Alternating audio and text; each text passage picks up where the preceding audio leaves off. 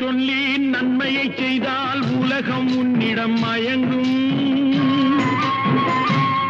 நிலை உயரும் போது பணிவு கொண்டால் உயிர்கள் உன்னை வணங்கும்.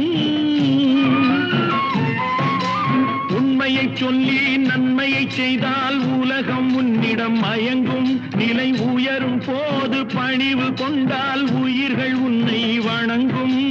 உண்மை என்பது அன்பாகும், பெரும் பணிவு என்பதும் பண்பாகும்.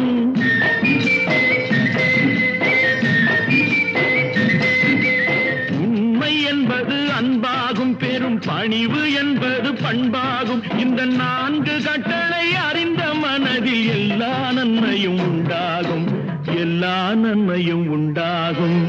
6 மனமே 6, அந்த ஆண்டவன் கட்டளை 6. 6 மனமே 6.